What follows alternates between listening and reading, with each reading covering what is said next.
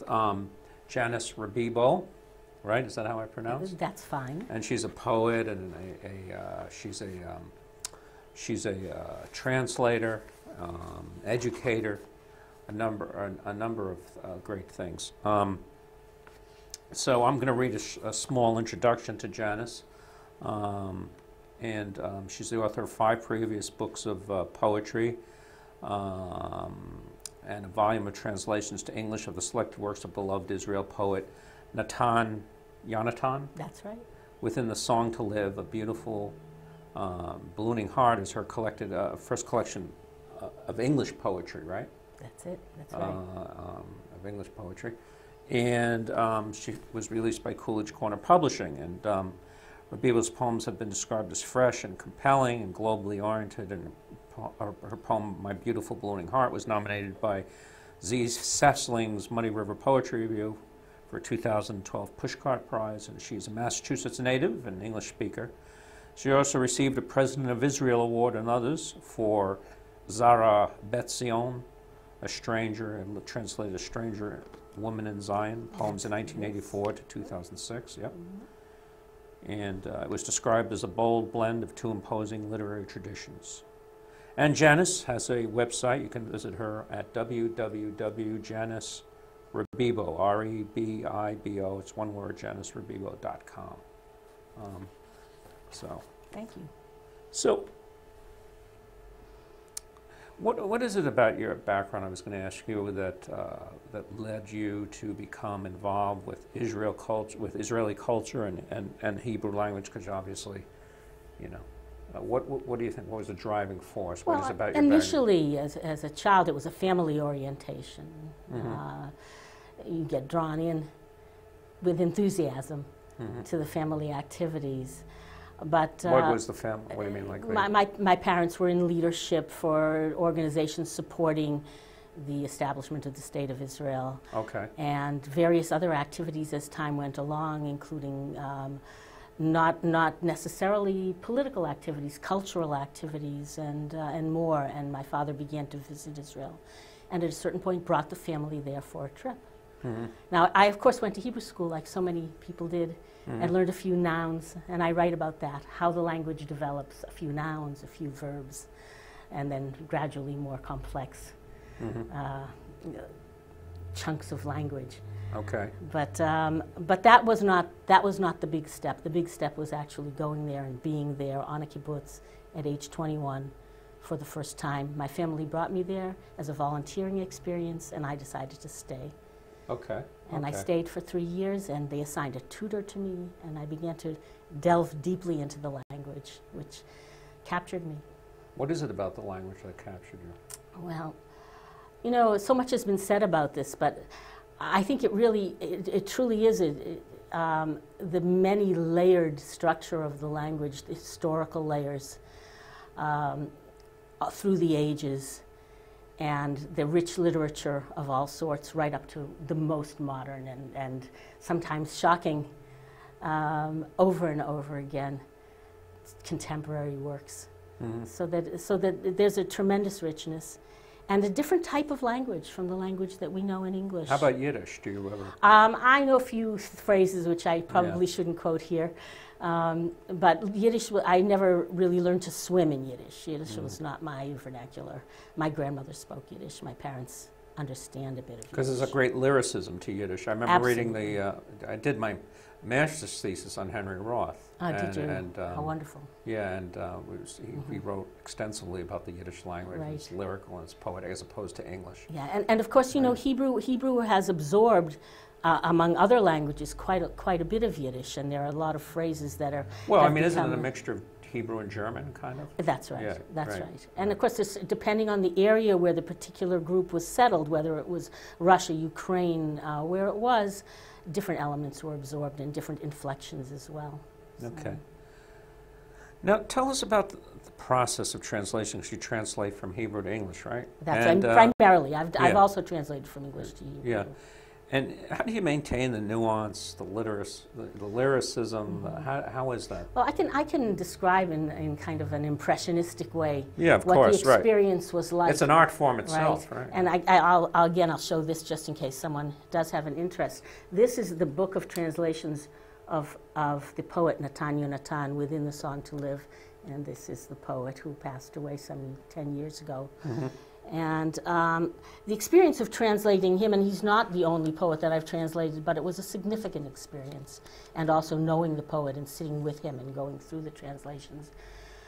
For me, I was able to connect, and I've just recently read that someone else had a similar experience, of having the two elements next to each other, the poem in Hebrew and my page in English, and being able to so identify with the Hebrew, musically as well as with the meaning, and flow with it.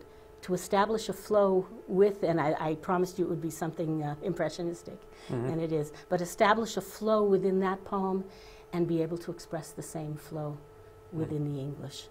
And I may have been just privileged to have such an easy time of it. And of course, you always paint yourself into a corner. There are also always little spots that you have the whole translation done so beautifully and something you can't quite get. Yeah. But that's also part of the pleasure. That's part of the pleasure, fitting the puzzle, fitting the pieces together. That's right.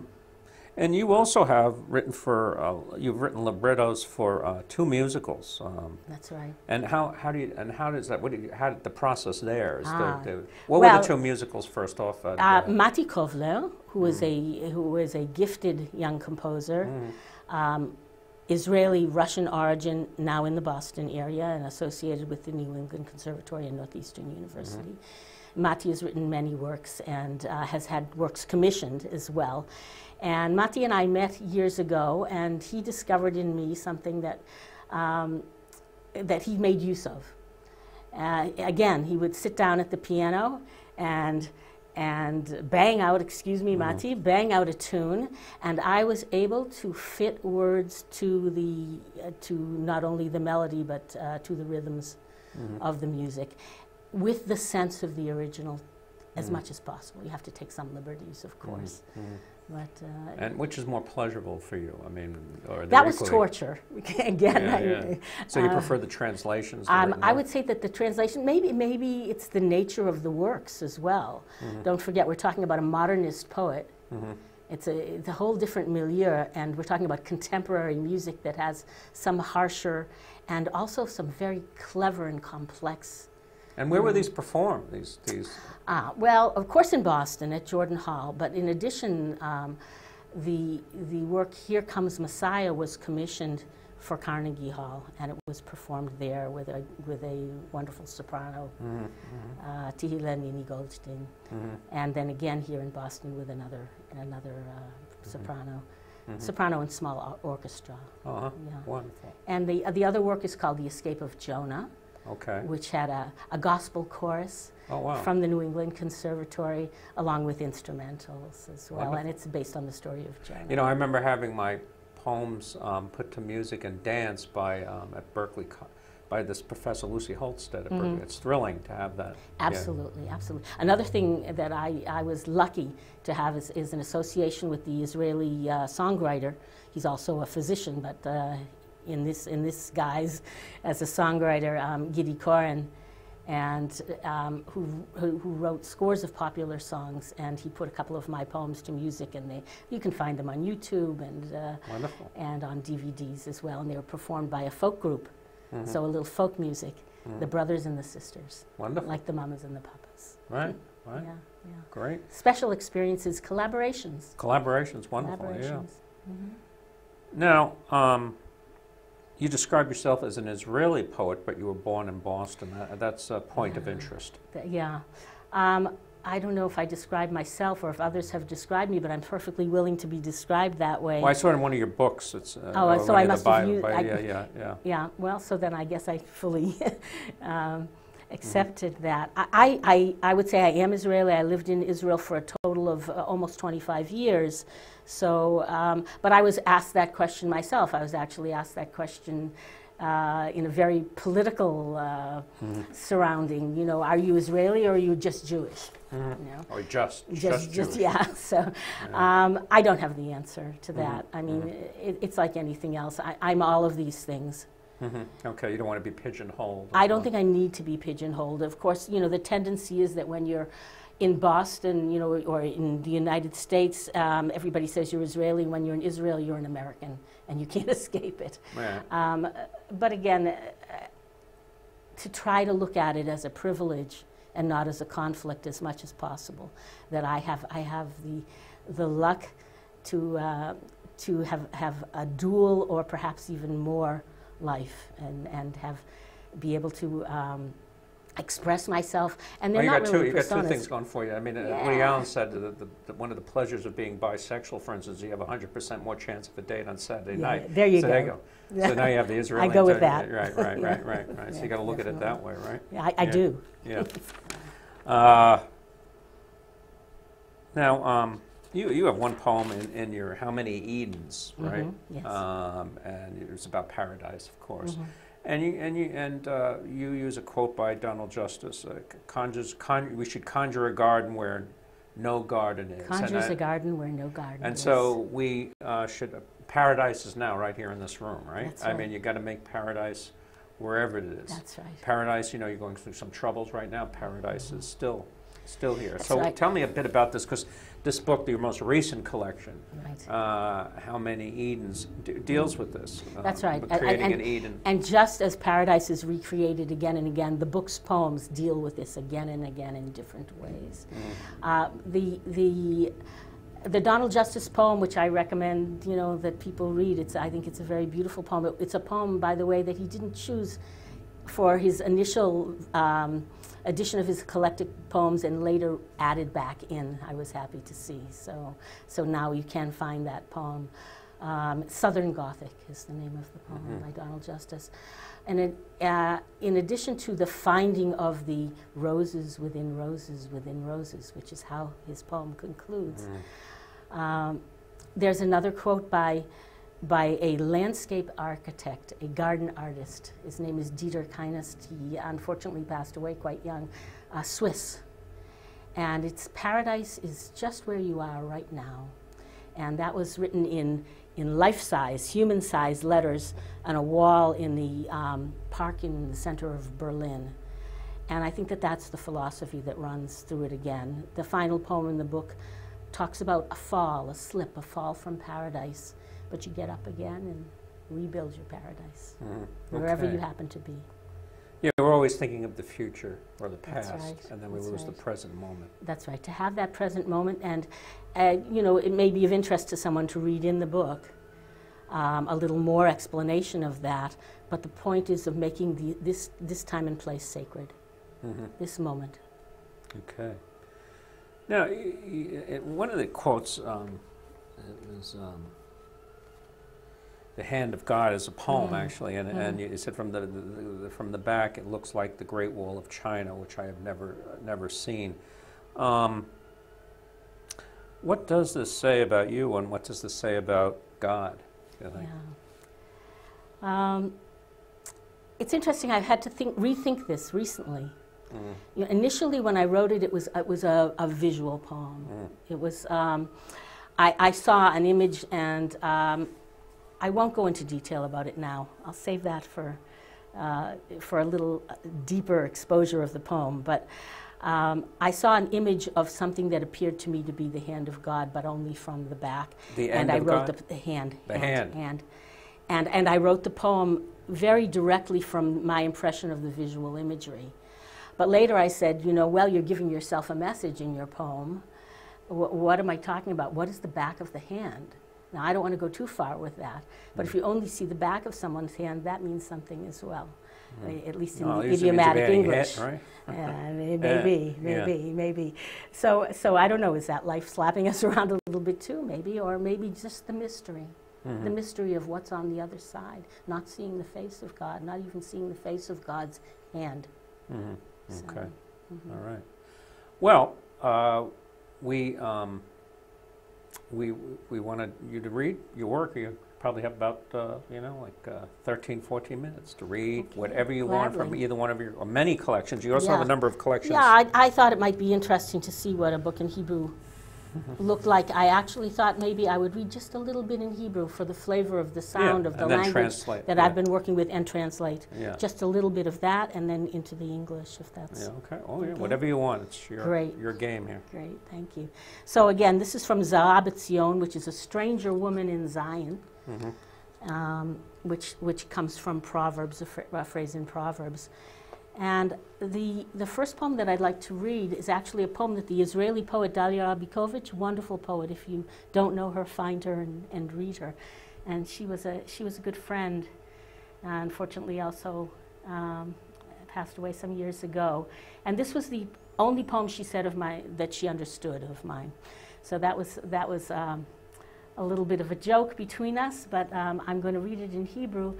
And the reason she understood it, I imagine, is because it so represents modern life, where many things are going on in the world, and yet our personal lives continue on their own continuum at the same time, while all of these events are happening. And that's very much a part of Israeli life, where I imagine any area of conflict, any region of conflict, that we fight to continue our daily lives. As I always say,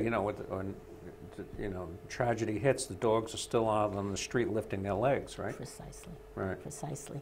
So this poem is about that. I'm going to read it in Hebrew just for the sound, and I'll translate it. It's called Maftia V'Nadir. Maftia V'Nadir means surprising and rare. Maftia V'Nadir, כמו חלום אתה אומר, אנחנו חולמים חלום.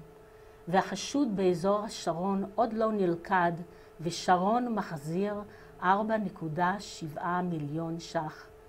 כשהכבאים בניו יורק בדקו שרידי מטוס, חלמנו חלום בצהריים.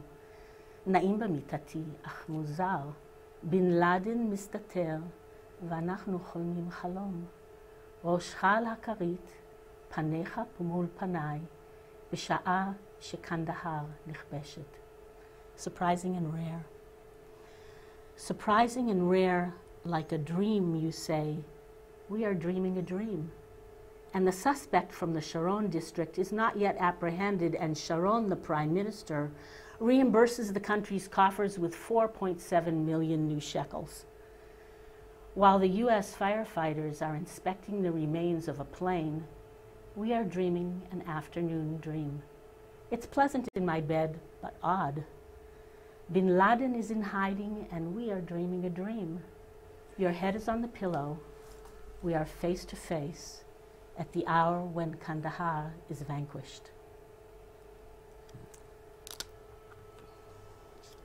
We'll move to the English poems, but also poems that can give you a little bit of a look into the duality of my poetry and my language experience. A poem from 1999 that was dedicated to Jacques Derrida. Okay. I was writing exclusively in Hebrew at the time, but I took a little vacation from Hebrew. I'd heard him lecture. I'd heard him lecture about the significance of real first language, what you hear in the cradle. And I was inspired to deviate. Do you believe that some people are telling me that the embryo, or no, when you're born, that you can actually, it can have an effect what you say. Interesting. On the baby. Interesting. Huh? Well, it's all sounds, it's all waves, it's all, I don't know, Yeah. Maybe. Yeah. Why not? Yeah. So I took a little vacation from Hebrew, and I wrote a poem in English called Kissing, in honor of Jacques Derrida, who I won't say whether I kissed him or not, but the poem is called Kissing. Because you're here exclusively on the show, you could tell us. Yeah. In our next episode. All right. Kissing. Joyously, with great freedom deep in my mouth, my temporary language of choice coats my cheeks, my throat, tongue, teeth, lips, inner, inside, and here on this page. You are dragging me back, second language, first language of mine. Language of a kiss on the lips by a second lover, soft lips and tongue. Language of less discord before my eyes, longing to lick your eyes. There are always two, he said, even when one is forgotten. So there are two languages. And one more poem about the two languages. Okay. Okay. It's from a series called Zion by Itself, which is taken from a quote by Adrienne Rich, Zion by itself is not enough. Okay. So you can imagine what was going through my mind at the time. And the seventh, but they're love poems, you know. The seventh section is called May the Words of My Mouth, which is taken from the liturgy, which may or may not be familiar to people, but that phrase, may the words of my mouth be acceptable in your sight. Yeah. May the words of my mouth. Words of weight and measure, and a lover beyond 10 fingers. No common scale for all. I want to calculate my grip, our puzzled pasts, by means of measuring spoons and cups and paragraphs and pithy sayings and careful deliberations. Precise dimensions for nowhere. I sit at home in my homeland and abroad back home and guesstimate how to grasp. Who will clutch at the words of my mouth as my spirit expands and contracts and forms his dust into letters of an alphabet or two? Now, this book, as you mentioned, this is my collected poems. And I notice you like green. I mean, they seem yeah, superficial. It's very interesting. You like very green. Well, it's kind of a running joke with a friend of mine who's an artist in Israel. Which shade of green will my next book be? Why is it? You know, I have no reason for it, but I do know that this book was, someone was interested in using this book for a TV show and told me that green is problematic. And I went right ahead and made green my next one. I don't know. I don't know. No. Well, it's a reflection, I think, here. Yeah. So the book collects, it has many sections, and one section is a section of prose poems, which is something that interests me, the border between prose and poetry, between lyric and epic. Okay. And it's called America is Plenty, and it's a lot of memories of the different stages of my life in Canada during the Vietnam War, in Israel, back in Boston again, back and forth, trying to sort of locate myself and understand what's going on. So one quick prose poem written during the Operation Cast Lead, if you remember. This was the war, the Gulf War, during which we were all in gas masks in sealed rooms in Israel. Okay. So this is day 16 of Operation Cast Lead. What year was this? Good question. 91, I want to say, but I'm not sure. Okay. You know, I toured Israel. You know that, remember? I do remember that. That's right. I see pictures. I was the judge there. Yeah, that's great. That's good, yeah. For the Voices competition. Israel. Voices Israel. That's right. Wonderful. Yeah. We have a couple of mutual friends. I think Karen. We do. Karen Gold. Alkali Gut. Yeah. And Dara Barnett. That's right. Yeah. So during that they're out period, there now. Did you tell them? I'll get in touch with All right. So day 16, so if I'm saying day 16, you can understand that there's a day 15 and there's a day 20, and unfortunately, day 16 of Operation Cast Lead, a prose poem. There are wars that never end. They are like a woman scorned who wasn't too sane to begin with. Awful things get said. Defamation of character, to put it mildly. Bloody murder. And there's no end to it. And whatever you say, she's smarter and sharper and quicker and can go on and on without stopping for breath. And she'll give you herpes on purpose and vandalize your Wikipedia and drink a jug of wine at night with her downers and sleep like a baby for a few hours and then be up at noon to do it all again. She'll use false names and falser pretenses, anything to keep your balls in the air. You'll have nothing left but your goodwill, your good intentions, your good deeds, and maybe your wife and children and grandchildren under your vine and fig tree living in peace and unafraid, unlike you, who vomits every time you read the headlines in the morning paper or online. The situation, what we call in Israel the situation. And then sort of abstracting it a little bit, just a short one, called errata. Only what is utterly stable is real. Only what is downright durable is genuine. Only what is absolutely tough is true. Only what is totally rough is right. Only what is enormously uneven can be dead on. Only what is utterly, downright, absolutely, totally, enormously erratic. And then one poem from the new book. Okay.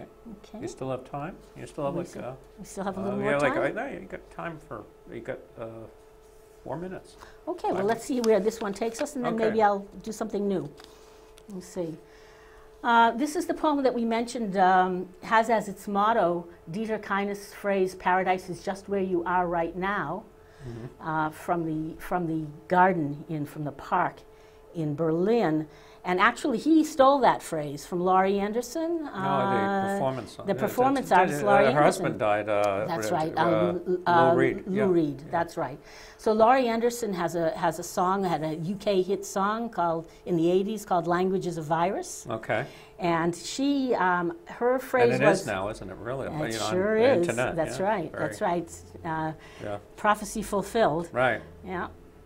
So paradise is just where you are right now. She wrote, "Paradise is where you are right now, only much, much better." But Kindest, as a landscape artist and a garden artist, wanted to say, no, paradise is just where you are right here, right now, in this There you garden. go. In this garden. So this poem is called "A Garden of Herbaceous Plants." Okay. An ideogram for paradise is a field of broken pots. At the end of days, when all the shards rise up and recombine, divine remediation by means of landfill and light fill will bear witness to our cityscapes. She will spy him once again. We're talking about Adam and Eve here. She will spy him once again, silhouetted against a wall of glass. A garden is just where we are right now. Spin around. The continual juxtaposition of town and country stirs up this torpid pool. This is no sterile photo of a conceptual landscape. The chair is empty because he stood up to take her in his arms. So if we have a little more time. Yeah, we got 2 minutes. All 2 right, minutes, yeah. okay, 2 minutes. And for the sake of the tape, we always let it run. Let it run a little more, okay. Maybe it won't be on air, but it will be on the tape. That, by the way, is available at Scat TV under Poet to Poet Writer Writer. You can look it up, and should be up soon after the show as well. Terrific. And I know you'll probably put yours up on YouTube, maybe. I will. Yeah. Absolutely. YouTube is a going concern. You know how to do that? I Yeah. do. Oh, wow. Yeah. You have to tell me sometime. Yeah, yeah.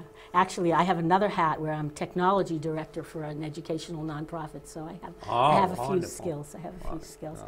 Oh. So here's something. People ask me, are you a Jewish poet? I don't have the answer to that. I'm a poet. I'm Jewish. Some poems are Jewish. Some poems are absolutely not. You know, when you pick a selection of poems, they have a certain tendency to hold together.